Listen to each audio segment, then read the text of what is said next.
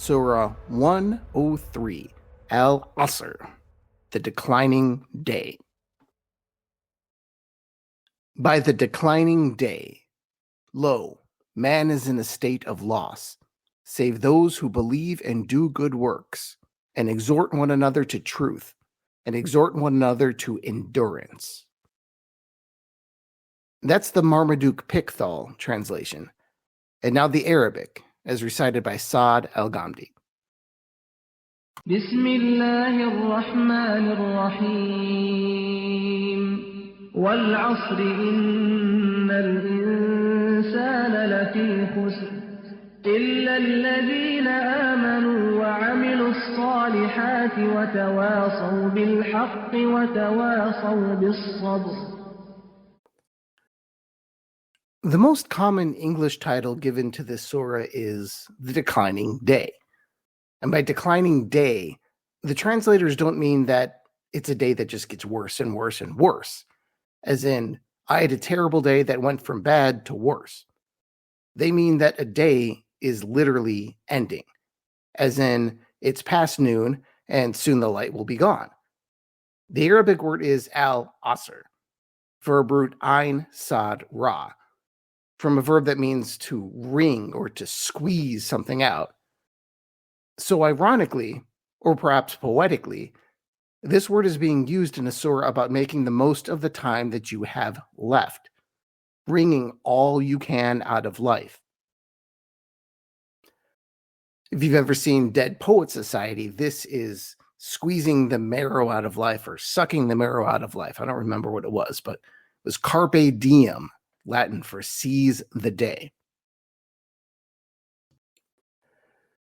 But all of that is really only there if you really, really look back to the roots of the word.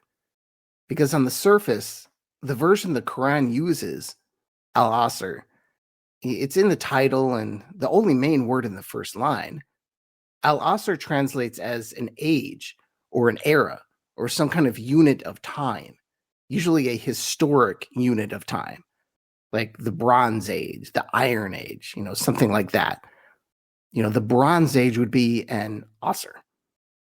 Pretty much anything that can be put on a historical timeline would be described with this word. But that's not in the English translation, now is it? You just don't see that. And that's because there's another common translation here. Al-Asr also means afternoon. It's actually the name given to one of the 5 daily prayers. That's where you get declining day. The afternoon is when the sun begins to decline. But you'll see other translations for this versatile word that gives this surah its title.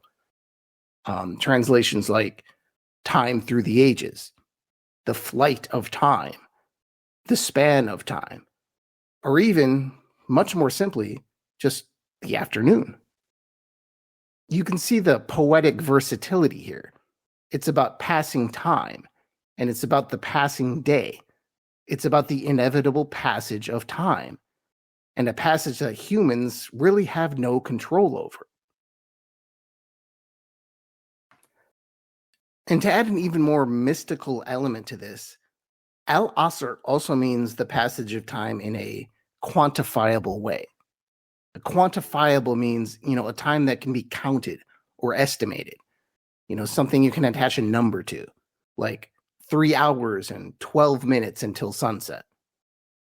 But there's also another Arabic word for time, al-dar. And this is the time that cannot be quantified, that cannot be counted or estimated. Now, from a human perspective, al-dar is how we see our lives. We don't know how long our lives will be or when the end will come. And yet, when talking about humans, the Quran uses the more definite, measurable al-Asr. Why is this? Well, if you're looking from God's perspective, a human life is al-Asr because God knows when your life is going to end. It is measurable, at least to him. And from a human perspective also, human life is al-Asr from a certain point of view too. We don't know when it will end, and we can't count or estimate it. So we see our lives as al-dar, but really, even if you don't know when your life will end, you do know that it eventually will end. You know that much. So in that way, it actually is al-Asr as well, just because it is not infinite. So in a weird way, that is quantifiable, because you know it's going to have a number. And you can have a pretty good timeline of where it will be, unless you die early. And it's that measurement, the knowledge that your time is finite, that is the theme of this surah. The day is declining. So what will you do with the remaining sunlight? The time is running out.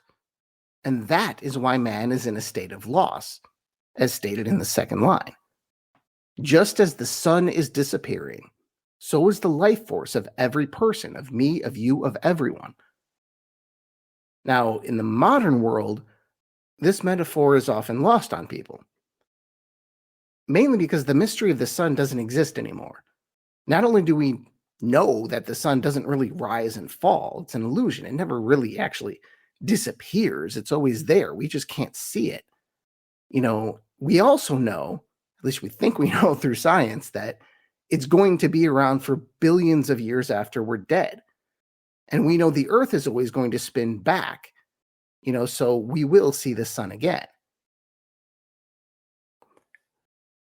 So perhaps in some ways this metaphor is not for us. But for the ancients, this was a much more powerful image. Before Muhammad's time, there was occasional speculation that the earth was spinning. There were a few Greeks and an occasional Indian and likely some Chinese observers, but it wasn't generally accepted knowledge that the earth actually rotated. Certainly not in Arabia at this time. The odds are very good the ancient Arabs saw the sun as moving, not the earth as spinning. And in fairness to them, that's a super, super easy mistake to make. It doesn't make them dumb. They weren't dumb. They were just seeing what was in front of them. And they didn't have the software, so to speak, that we do, the millennia of knowledge. After all, the earth didn't disappear at night. The sun did. It's a real easy mistake to make. We know the sun disappears because the earth turns away from it. But for the ancients, it could seem as if the sun died and came back to life every day. And every time the sun disappeared, it became cold and dark and dangerous. The world did, not the sun. The world seemed cold and dark and dangerous, and generally unpleasant if you weren't sleeping comfortably in a warm and safe place. And there was also not really much artificial lighting either. But eventually, you hoped as an ancient, this amazing force would return to the earth. And logically, for something that huge, surely it took a divine power to make sure that it continued to rise each day. And this is the idea that the Quran is using here, only with a slight twist, because this is exactly what the Islamic God does with humans. Yes, he does this with the sun, and at least as it was probably understood by the people at the time, but with people too, because God can continue to make us rise again, not just the sun. God can make people rise again, and for eternity. And that brings us to line 3 here, which is the solution for man being in a state of loss. What's the answer to man being in a state of loss? Allah is the answer. Just as Allah brings back the sun every day, marked by the day's first prayer at sunrise, by the way, God will do the same for those who believe in him and do good works and encourage others to do the same. And that's another interesting aspect of this very short surah. The solution isn't just to do good deeds. It's also to encourage others to do good deeds. In Christian language, this would be something like, be a tree that bears good fruit. And there's a community aspect to this surah, being your brother's keeper. And in order to evangelize as well, to share your faith and your life under God. And this is just like Matthew chapter 5. You are the light of the world. A town built on a hill cannot be hidden. Neither do people light a lamp and put it under a bowl. Instead, they put it on its stand, and it gives light to everyone in the house. In the same way, let your light shine before others, that they may see your good deeds and glorify your Father in heaven. So according to this surah, this is how one escapes death, how one counters the inevitable decline of human life. Without God, and in a completely secular worldview, everything is just recycled into something else. How will it feel to be dead? It will feel the same way as before you were born. You came from nothing, you go back to nothing. You're just recycled atoms over and over and over again. And what have you lost in this process? Well, nothing, but you've also gained nothing for all your efforts. But through God, and only through God, humans can actually profit from life. They can gain something for all the effort and toil of being alive.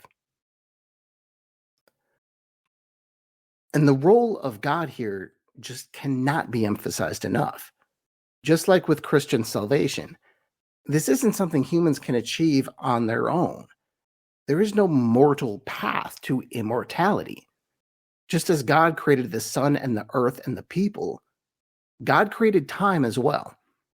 And all of God's creations are subject to the decay of time, even the sun and the earth, radioactive particles, everything. Time is God's most powerful force. It eventually destroys everything. Or, from another perspective, it renews and recycles everything. The Earth reclaims all things eventually, except for anything shot into space, I suppose. But, those will be reclaimed by the universe, so kind of the same thing. Now just think of the tallest, most spectacular buildings that you can think of. Doesn't matter. They will go back where they came from. No demolition required. Time will do it. And the universe will eventually reclaim all that is in it, just like God does. So if the earth is not permanent and the sun is not permanent, what chance for permanence does any human endeavor have?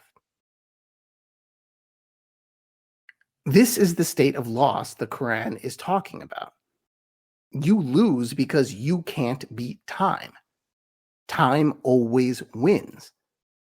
Just imagine a hypothetical race between a man and time. It doesn't matter how fast or physically fit that person is. A person will eventually have to stop. Time does not stop, however.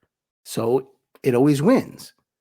And only God can take you out of time.